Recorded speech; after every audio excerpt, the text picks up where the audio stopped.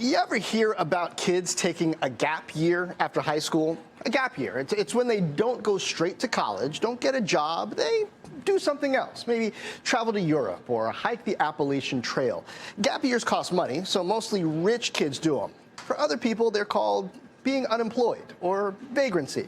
But for kids whose parents can afford it, well, a gap year can be a beautiful period of self-discovery, or it can be a ticket to delay actually growing up. So what does this have to do with tech? Well, Uber just went public days ago after waiting a long time, which is kind of like finally starting college after that gap year. So how did the stock do?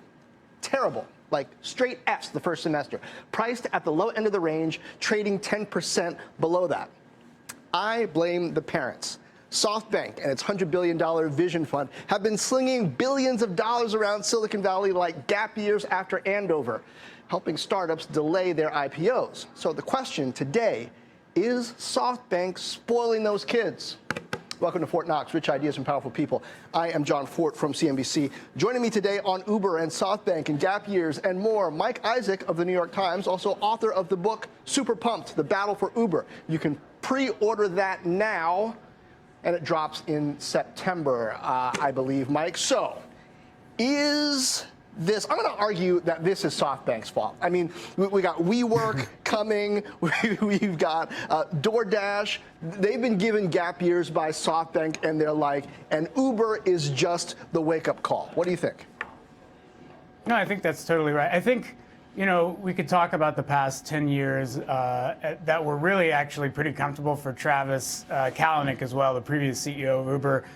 John, if you probably remember, Travis, I think, at one point said he just never wanted to take the company private or public at all and was perfectly happy taking as much private capital as possible.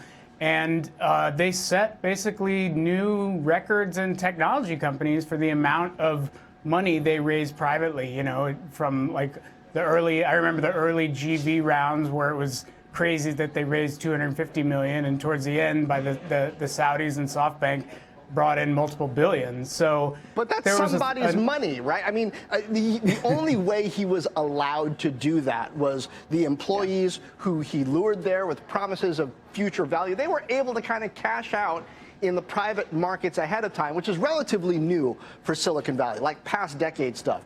But the investors who were last in, they're maybe kind of skittish right now because the way the stock is trading in the public market, they've got like zero profit, right? Yeah, that's right. You know, we've been working on a few different stories and ideas over like the winners and losers over the past week. And, you know, the benchmarks of the world and the first rounds and Chris Sacca's and all the very early folks, they did great, right? They're all, you know, they all did huge billions in returns. But you look at the folks that did the last few rounds, SoftBank in particular at one of its high valuations, the Saudis and the Public Investment Fund at the $68.5 billion. They're all basically underwater right now, if not, you know, at about right even, and are looking for, you know, the number on the street for a while before last Friday was $120 billion, yeah. Right? Yeah. And now we're at half that, which is how far we have fallen. You know, that's a lot of a haircut. That's like your haircut and my haircut. That's an extreme haircut. and that's the thing. Like I wonder, the folks are wondering now, you know, does that say how long we've been keeping private companies private, and does that say about like what this means for the heady valuations in the private markets, and are we going to start coming back down to earth? Is that specific to Uber in particular because of the insane valuation? Is the bank of mom and dad perhaps drying up? I mean, there's a story out on WeWork from Bloomberg Businessweek kind of chronicling some of their issues months ago. SoftBank didn't fork over as much cash as WeWork wanted. I mean, I doubt that they're going to be giving more now after this Uber debut. Yeah, I think that's, well, it's funny. SoftBank is and Masa-san in particular is just sort of this variable wild card in the valley right now that no one can really understand, and that VCs that I talk to generally hate because it's messing up all the economics of how these are supposed to go, right? And if you're a CEO of a private company and you can either go public and take a bunch of scrutiny from folks on the street, or go to Masa and get $1 billion injection of capital, like it's kind of probably an easy choice to make at this point, But I do wonder, to your point, after the debut of Uber, if that's going to start drying up. But that said, like the Vision Fund is a $100 billion fund. Masa wants to do more funds, and they have to spend that money somewhere. And he kind of wanted to take the Vision Fund public. So all of this extra money pushing that then into the public market. I mean, it would seem to me like with Uber's debut, unless something turns around amazingly, unless WeWork comes out and just blows the doors, that's got to be off the table, right? I think that's right. I mean, part of, my colleagues and I are working on this story of like the what happened with Uber. And I think part of the big problem that that folks are starting to realize now is that a lot of the folks who would be buying into a company like Uber when it hits the public market were already invested in Uber in the private markets, right? Fidelity and like mutual funds, they were all buying Uber shares long ago before they even had to. So now, it's a matter of, are you going to re-up your stake at a higher price than you did before just because it's on the public markets? And that's a much harder sell. And I think that might be the case for some of these other companies now. I mean, maybe we've kind of hit the plateau. I mean, Chamath, Social Capital, that IPO, that didn't go the way he said it was going to go, the way some people expected. Now the SoftBank thing in light of Uber. I mean, maybe the whole, VCs, early investors going public thing, maybe that's iced for now. I think we have to watch a few coming up. WeWork is obviously like this sort of, Uber was the bellwether, now WeWork is the next big thing to eye. I think we have to keep an eye on things like Slack at least, and then maybe Airbnb whenever that comes, because Airbnb is the next huge one that we're looking at. And then, just like, I honestly am like, it's really going to be like, what is the next IPO and how it performs, especially if it's losing a lot of money. So like WeWork is really the interesting one. WeWork is the one. We watch WeWork. Now, moving on, moving on to the subject of streaming. Disney now taking full operational control of Hulu, effective immediately after a deal with CNBC and NBC Universal's parent, Comcast, which basically gives Comcast a pretty nice valuation, more than $20 billion on its stake in Hulu. At least on Hulu overall, it has a third of that, and a floor on how much they can be diluted if Disney pours a lot more money into building Hulu. Comcast decides they don't want to fork over that much. The most they can be diluted down, the most their stake is going to go down to is 21%. So, on paper, it looks like a pretty nice deal for Comcast financially, but this does a lot for Disney as far as what they can do in their streaming strategy, tying Hulu into Disney Plus and ESPN Plus and kind of single sign-on and all of that. I mean, this puts Disney in an incredible position, doesn't it? It's funny because I've been sort of watching everyone sort of position their streaming platforms for the next few years coming up, and I've been wondering, like a lot of folks are starting from behind. Netflix has a huge head start. Hulu. Obviously in there, and I sort of wondered, I was actually, if any company could do it, it would be Disney, but I was a little bit skeptical just because they're doing like a cold start, but I think this gives them a little bit more, or a lot more firepower than they would have before. They have the content, they have the install base and subscriber base now with Hulu and then ESPN, and I just think that they have a much better shot of like coming out of the gate really strong, here, especially with what they have. It's like when the Golden State Warriors picked up Kevin Durant. I mean, it's right. Sure, Netflix is LeBron and Cleveland and amazing. But now, I mean, what Disney's got is just, it's really powerful. Now, there could be injuries. Who knows? Bob Iger won't be there forever. Avengers is over. But they just have an incredible amount of momentum. And I got to wonder, are we going to be back here a couple of years from now saying, Comcast made a mistake. They allowed Disney So much running room early on. They could have messed with them, kept that international strategy, dangled it in front of them for a couple of years rather than letting them just go. Yeah, no, I think that's a great question. And I think a lot of it, you see Netflix over the past few years sort of building up its original content stuff and seeing the tea leaves of folks starting to split off what they're going to allow across these services. And I really wonder what the original content lineups are going to be for some of these non-Disney, non-Hulu companies, right, that want to attract folks to their own offerings, because it's really just about the stuff that you have, and then people will go to whoever has it. So that's where at least Disney has a lot of the strength, because they have 2, if not 3, of the hugest franchises in the world right now. And I wonder if Netflix eventually hits some potholes. I mean, people forget while something is hot that it can ever be cold. I mean, it seems, I'm not a Game of Thrones guy, but people crazy about Game of Thrones. It seems like the last couple of episodes, some people have cooled off on Game of Thrones. And then remember Lost? I mean, we were excited about Lost for a couple seasons, and then we realized that Lost was really the state of the writers' thinking after that first season. They were just making stuff up. I don't know. We'll see if Netflix can stick it out. Now, it's time to get those digits. Here are a few numbers that caught my eye this week. Siri's got the first. Siri.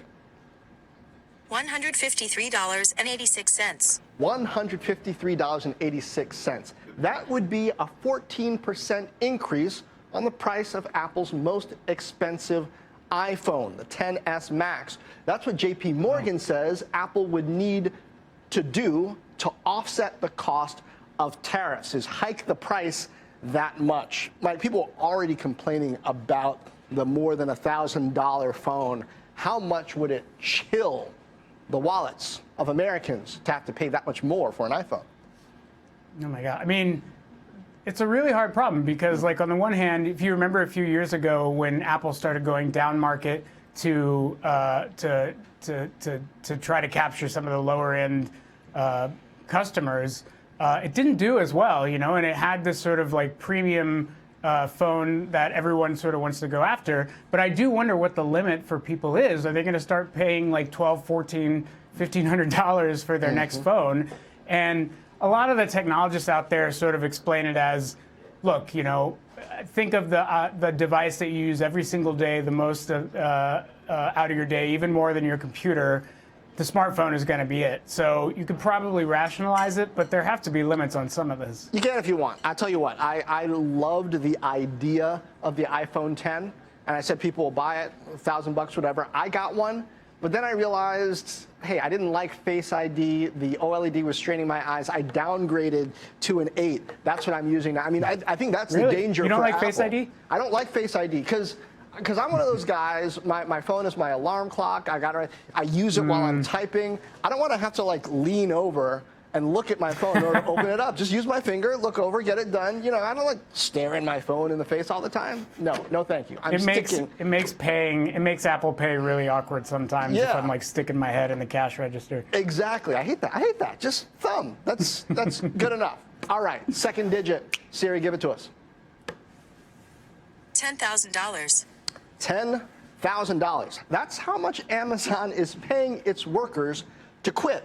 Not just quit, but quit and start their own shipping businesses where they lease the trucks from Amazon. They've got Amazon signage on the sides, uniforms, all sorts of technology. But Mike, it's interesting, just as Amazon is trying to ramp up its shipping efforts, it doesn't have the people to really do it. So it's trying to repurpose its existing workforce into a contract workforce. There's like big, weird things about labor and dynamics happening there.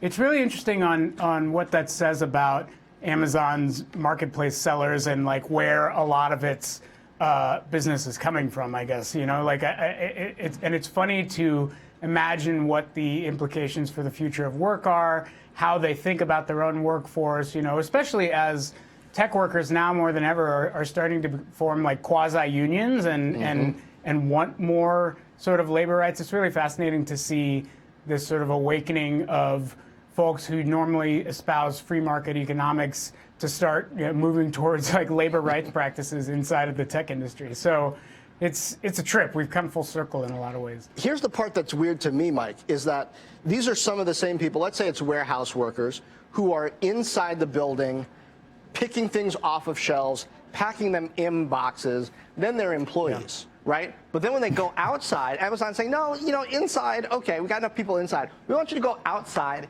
get in a car with the same box with stuff in it, deliver it to somebody's house, but then not be an employee. We don't want you to be on the payroll. We want you to be a contractor in a whole different model. What's the big difference between being in the building, putting stuff in the box, and being outside the building, delivering the box? Somehow for Amazon, like two totally different things. Oh my God. I imagine it's liability and like some nebulous version of what they think an employee should be. They're really stretching the boundaries of what employment actually means these days, and I think they're trying to have their cake and eat it too. It's kind of like how Uber wants to, completely like minimize its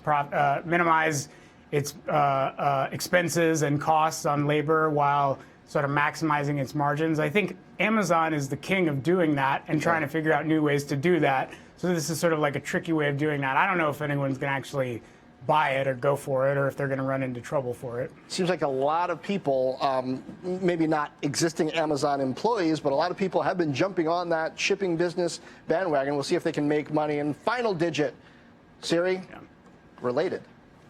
$800 million. $800 million. That is how much Amazon, again, is going to spend this quarter alone to get its one-day shipping efforts off the ground. And of course, nipping at its heels, Walmart, saying that it too is ramping up one-day shipping efforts, just a couple of cities to start. But they're saying, hey, you don't have to pay this annual membership fee. We're going to do one-day shipping too. Mike, I've said this before, but at a certain point, there's like a diminishing marginal return for how fast you can get that package to me. Like two days is good. Like mouthwash, 2 days is good. Like I don't wait until my breath stinks to order mouthwash. I don't need it like in 2 hours. So they're spending all this money to get it one day faster. Is it really going to be worth it? Yeah, I think that's exactly right. Like where do customers sort of stop caring, anymore? I think the 2 days, I think we've also been like conditioned to wait 2 days at this point, and we can sort of like figure out what we're going to buy on Amazon that will take 2 days to get to us. The interesting thing I wonder is like if this starts changing shopping habits, if I know that I can get something in 1 day or even less than 1 day at some point, does that mean I'm going to start buying different things from Amazon? Does that mean they'll convert more people over to Prime Pantry or some other different sectors of their business? So a lot of what I think about is like how their logistics processes change the shopping habits of people over time. So maybe that's the incremental value. Because how absent-minded do you have to be to need everything the next day? Like even in the old days when we actually drove to stores, I used to think a couple of days in advance about what I needed from the store. I didn't like just jump in the car and go to the store and then show up and be like, okay, is there anything here I need? I mean, we're getting beyond the point, I think, of simulating actual life. All right, well, anyway, enough of that. Finally, it is time for Hard Knocks, taking a look at some of this week's harshest hot takes in tech. First up, the Supreme Court coming down on the side of plaintiffs versus Apple, allowing some users to file lawsuits on what they say is the anti-competitive nature of Apple's App Store. And this is an argument that's been going on for years, Mike. This group of plaintiffs says, hey, prices on the App Store are too high because Apple's taking this 30% cut of everything. If they allowed us to just buy our apps from anybody on an open market, they'd be cheaper. Apple says, wait a minute, a lot of these apps are free, plus we got to keep the App Store safe. You don't want a virus, do you? But tough, a little bit of a tough one for Apple here. I mean, this is a really hard case. Again, I was reading some stuff, and it's going to be years from now before this is actually settled, before they can like sort of decide the fate here. But I mean, think about Apple's iPhone business and how those margins are starting to look tougher, how those sales are going down, and how services are really the future of this company. The App Store is clearly a very large part of that. They've made some acquisitions over the years to sort of beef up their own App Store offerings. They have like in-store app sales ads now, similar to what Facebook has done over the years. Like, and they're trying to get incremental revenue there. So, look, if you're messing with what is the core of Apple's business, or at least its software business, it's not good, right? And then Google has to be looking at this and wondering, if they're next, or if they're gonna be in trouble here too. And app stores, if you control an app store, you do control a lot of power. So I take the opposite tack in mind, but it's got to shake Apple up a little bit. Of all the App Store arguments out there, though, I think this consumer argument, personally, I think, is the weakest. The whole "it's a monopoly, you're making me buy." Like, if you want Facebook as an app, you can get it on an iPhone, you can get it on an Android phone, you can get it on a PC. Like, you can get Facebook lots of different places. Same for like Shopify and all these other, things that you have to pay for. Amazon stuff, ebooks. You can buy those lots of different places. So the idea that it's a monopoly because I chose to get an iPhone and I'm deciding to buy it through the App Store on this iPhone, I don't buy that as much as I buy, say, Spotify's argument. Hey, Apple, you want to take this huge cut. We don't want to give you this cut, and you're competing against us in the same arena with a financial advantage. That legally makes more sense to me. I'm not a lawyer, but it makes more sense to me.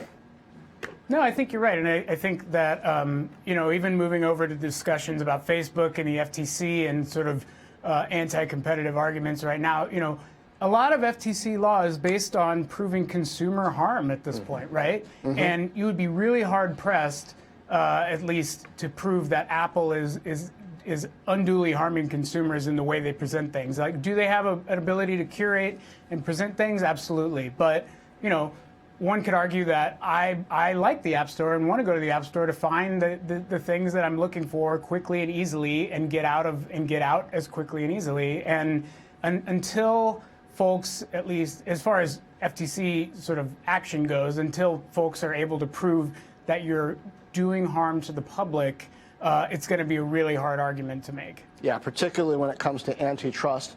Point taken. And lastly, all right, I debated even doing this one, but we got to talk about Elon Musk's Twitter game. Okay, so they compete in space, right? Elon Musk has his thing, SpaceX.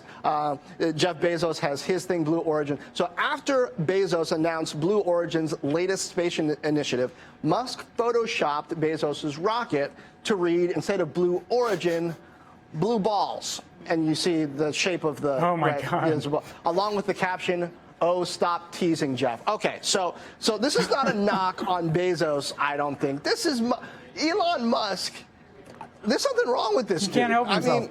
He can't help himself. In so many ways. It's like the guy's head, part of it is like way beyond postdoctoral. Part of it is firmly rooted in junior high. I mean, Mike.